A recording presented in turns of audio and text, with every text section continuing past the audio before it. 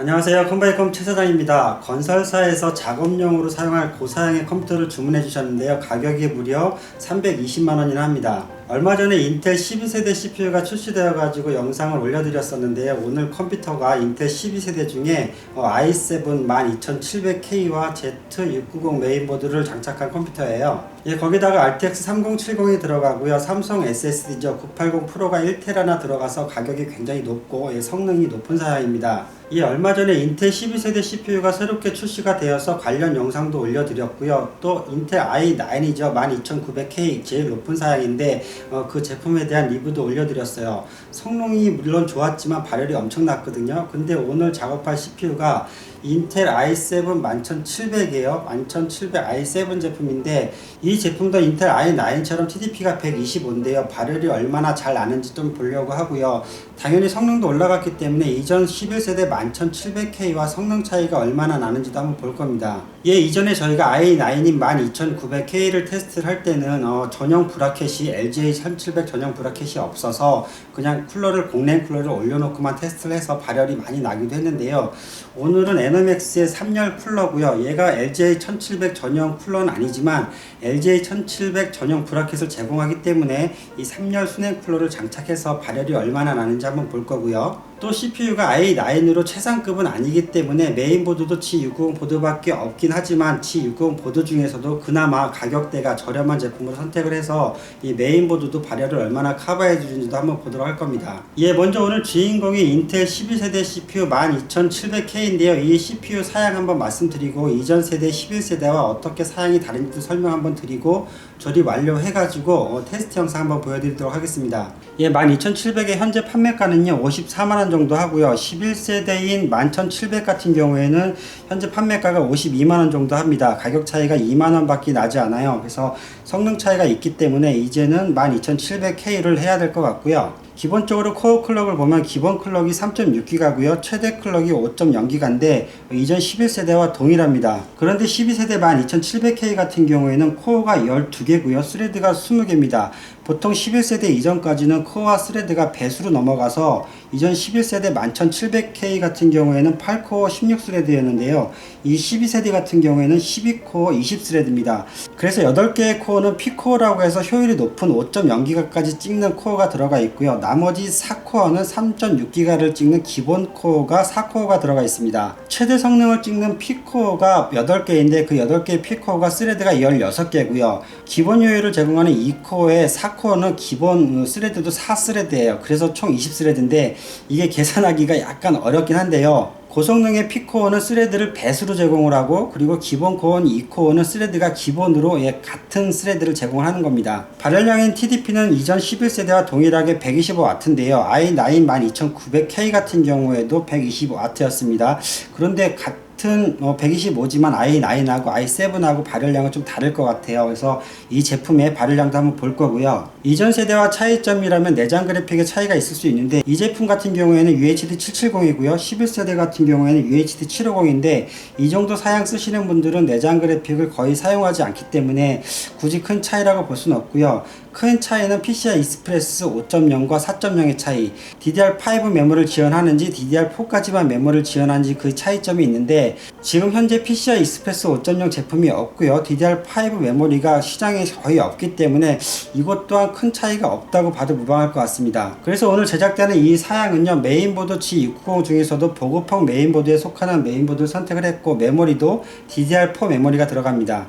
오늘 에너맥스 3열 순행 쿨러를 사용을 할 건데요. 이 순행 쿨러 같은 경우에도 12세대 전용인 LGA 1700 전용 쿨러는 아니에요. 다만 LGA 1700 소켓을 사용할 수 있는 이 브라켓을 제공을 해주는데요. 이렇게 별도로 제공을 해줍니다. 한번 열어볼게요. 인텔 소켓의 사이즈와 모양이 다르기 때문에 이렇게 전용 브라켓을 제공을 해줍니다. 이 브라켓을 이용해서 장착을 해서 테스트를 해볼 겁니다. 오늘 사양은요, 큰 틀에서 보면 인텔 12세대 12700K 하고요, G690 메인보드 그리고 RTX 3070 조합의 고성능 사양이고요. 자세한 전체 사양은 영상 하단에 더보기란에 제가 사양 올려드릴 거니까 사용은 참고하시고요. 이 사양 같은 경우에는 발열 해소도 중요하기 때문에 안텍사의 DF700 케이스를 사용을 할 겁니다. 오늘은요, 인텔 12세대 12세대 12700K의 성능하고요, 발열 위주로 테스트를 해볼 거고요. 실제 사용하시는 것처럼 케이스 커버도 다 닫은 상태에서 시네벤치도 돌려보고 파이어 스트라이크도 돌려봐서 CPU 점수가 어떻게 나오는지, 또 하드웨어 모니터 돌려가지고 실제 온도가 얼마 정도 나오는지 한번 보도록 하겠습니다. 예, 영상을 찍는 오늘 기준으로 인텔 12세대 12700K 하고요, 인텔 11세대 11700K가 2만원 정도밖에 차이가 나지 않기 때문에 당연히 인텔 12세대를 이제 해야 될 것 같고, 또 K자가 붙은 CPU 같은 경우에는 어차피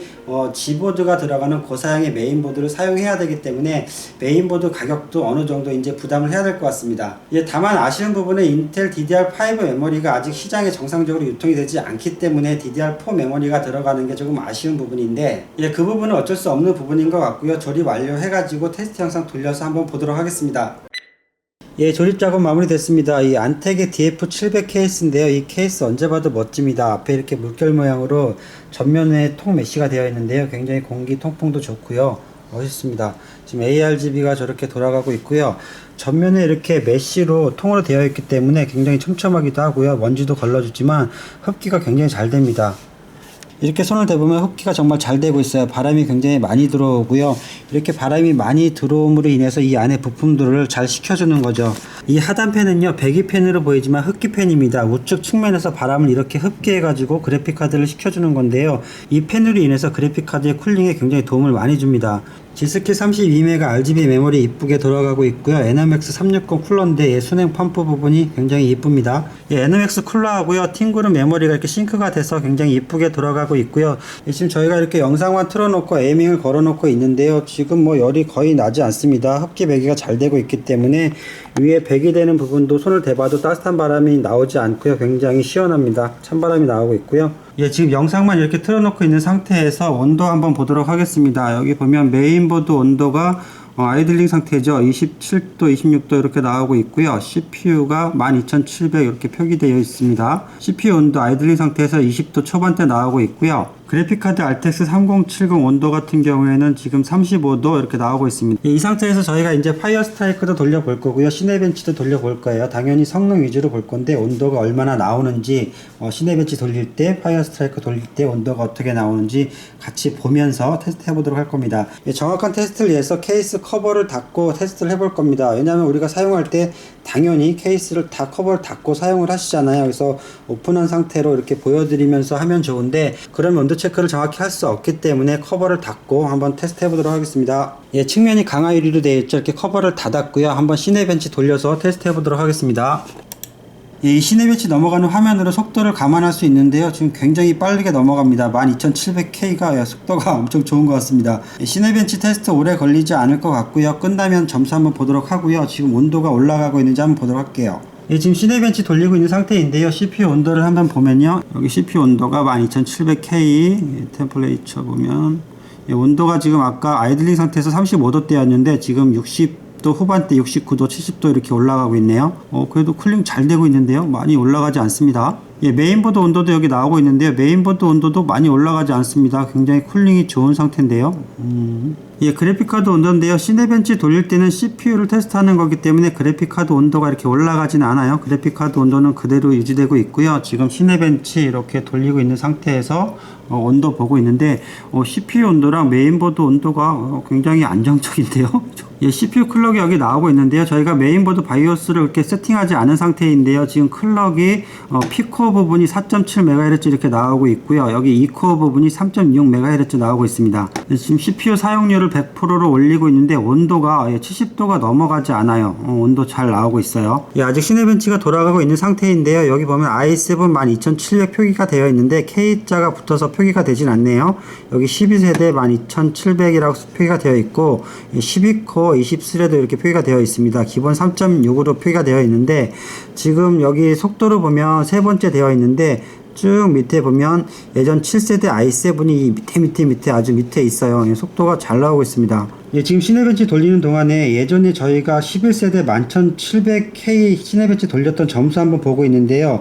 예전에 11세대 11700K 테스트 했을 때 점수가 14767점 나왔네요. 지금 12세대가 얼마나 나올지 이 먼저 테스트 했던 거랑 비교를 해보면 될 것 같고, CPU 온도 같은 경우에 먼저 11세대 11700K가 85도 내외가 나왔는데 지금 오히려 지금 12700K가 온도가 덜 나오고 있습니다. 온도 다시 한번 볼까요? 예, 지금 온도 계속 보고 있는데 70도가 넘어가지 않고 있어요. 온도가 굉장히 유지가 잘 돼 있고, 와, 저 에너맥스 쿨러가 좋은 건지 열이 덜 나는 건지. 네, 에너맥스 저 3열 쿨러가 쿨링을 굉장히 잘해주고 있습니다. 네, 케이스 상단에 에너맥스 쿨러가 102로 CPU 온도를 배출을 할 건데요. 지금 여기다 손을 이렇게 대보면 뜨거운 열기가 나오지 않습니다. 찬바람이 나와요. 쿨링이 굉장히 잘 됩니다. 예, 테스트 끝나고 점수가 나왔는데요. 지금 점수가 어마어마합니다. 점수가 22,535 나왔습니다. 이게 제가 아까 전에 11세대 점수 말씀드렸는데요. 14,700점 이렇게 나왔는데 얘가 22,500점대가 나왔어요. 먼저 11세대보다 점수가 7,700점 이상이 더 나왔어요. 지금 수치가 엄청나고요. 와, 여기 보면은 이제 K자가 붙었네. 아까는 K자가 안 붙어 있는데 22,535점 나왔고, 이전에 9세대 i9보다 훨씬 더 2배 이상, 2.5배 이상 높은 속도를 내고 있어요. 엄청납니다. 와, 지금 온도도 지금 다시 내려가긴 했는데 70도 찍질 않았어요. 와, 지금 온도 같은 경우에는 굉장히 낮게 나왔는데, 이 온도 같은 경우에는 먼저 11세대랑 비교가 너무 절대적이진 않아요. 왜냐하면은 그때랑 쿨러가 다르기 때문에. 지금은 에너맥스 3열 수냉 쿨러를 썼는데요. 와, 저 쿨러 굉장히 좋습니다. 예, 이제 파이어 스트라이크 돌려가지고요, 파이어 스트라이크에서 나오는 CPU 점수도 한번 보도록 하겠습니다. 예, 파이어 스트라이크 돌리고 있는데요. 아까 전에 시네베시랑 다르게 CPU 온도가 조금 올라가고 있어요. 지금 70도대로 이제 올라가려고 하는데 아직 그렇게 많이 올라가진 않았습니다. 72도 이렇게 올라갔네요. 예, 파이어 스트라이크 이렇게 돌리면서 배기 부분에 손을 대보면 열기들이 나오는데요. 얘는 그렇게 지금 뜨겁지 않습니다. 신기하네. 그래픽카드 쪽 한번 출구도 손을 한번 대볼게요. 그래픽카드 쪽도 그렇게 열이 많이 나지 않습니다. 파이어 스트라이크 돌리면서 지금 CPU 온도가 최대 72도 이렇게까지만 올라가고 있고요. 그래픽카드 온도 같은 경우에도 70도가 넘지 않았습니다. 64도 이렇게 최대치를 찍었고요. 핫스팟에서 76도 이렇게 나왔네요. 먼저 저희가 12900K 테스트 할 때는요, 공랭 쿨러에다가 LGA1700 브러켓을 정확히 달지 않았기 때문에 테스트가 정확하지 않았는데, 오늘 그보다 낮은 CPU죠. 12700K이기도 하고 또 3열 순행을 달기도 했고, 저희가 지금 테스트가 아침에 하고 있는데 사무실에 약간 좀 썰렁한 기운이 있기도 한데, 여러 가지 영향이 있겠지만 그래도 열이 굉장히 안 나는 그런 상태입니다. 예, 먼저 12900K랑 굉장히 다른데요. 쿨링이 굉장히 잘 되고 있어요. 지금 시네벤치 점수도 놀라울 정도로 지금 많이 나왔고요. 와, 11세대랑 비교가 되지 않습니다. 예, 파이어 스트라이크 결과값이 나왔는데요. 피지컬 스코어가 무려 36,635점 나왔습니다. 먼저 저희가 11세대 11700K 테스트 했을 경우에 점수가 26,285점이었거든요. 점수가 무려, 와, 이게 몇 점이야?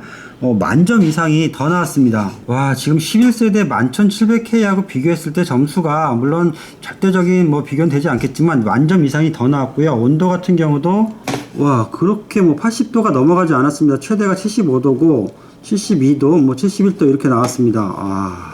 예, 조립과 테스트가 아무런 문제 없이 잘 마무리됐습니다. LGA1700 브라켓을 연결해서 수냉 쿨러를 장착을 했고요. 와, 정말 놀라운 결과가 나왔습니다. 이 12세대 K자가 붙은 인텔 CPU가 코어 클럭이 높다는 건 알고 있었는데, 먼저 11세대와 비교했을 때 시네벤치 같은 경우에는 7700점 이상 높고요. 와, 파이어 스트라이크 같은 경우에는 만점 이상이 높습니다. 이 엄청난 수치고요.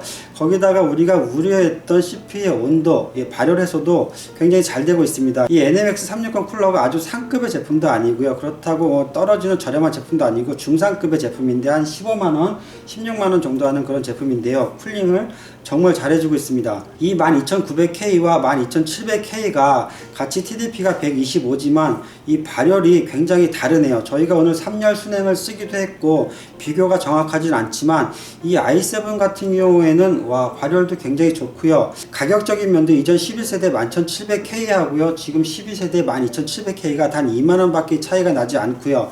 어차피 K자가 붙은 모델들은 G690 보드를 사용을 해야 되기 때문에, 와, 이런 경우라면 당연히 인텔 K자가 붙은 고클럭의 제품을 찾으시는 분들은 인텔 12세대를 하셔야 됩니다. 인텔 12세대가 아직 K자가 붙지 않은 그런 일반 제품군이 출시가 되지 않고 있는데요. 더불어서 B보드랑 A보드도 나와야겠지만 어찌되었든 밑에 제품이 나오지 않아서 그 제품들의 성능도 궁금하긴 한데, 오늘 이 12700K의 성능과 그리고 쿨링이 해결됐을 때 이 보여주는 발열 그리고 성능 엄청납니다. 네, 영상 마무리 중에 손님께서 다녀가셔서 영상 마무리 짓도록 하겠습니다. 다만 DDR5가 아직 준비되지 않은 부분이 굉장히 아쉬운 부분인데, 이 DDR5까지 장착을 해서 돌아간다면 이 속도가 얼마나 더 올라갈까 굉장히 궁금하고요. 기대가 되기도 합니다. 예, 인텔 12세대 CPU가 처음에 출시가 됐을 때 가격도 굉장히 비싸고 고가의 G690 메인보드만 있고 뭐 DDR5도 준비 안 되고 또 쿨러 부분도 준비 안 되고 여러 가지 여건 때문에 아직 인텔 12세대를 하기에는 조금 더 기다려 봐야겠다, 이런 영상도 올려드리고 설명도 해드렸는데, 와, 지금 이 상태로만 본다면 i7급 하시는 분들은 와, 지금 뭐 그 K자가 붙은 고성능의 고클럭의 이 제품군을 원하시는 분들은 인텔 12세대 하시는 게 맞는 것 같고요.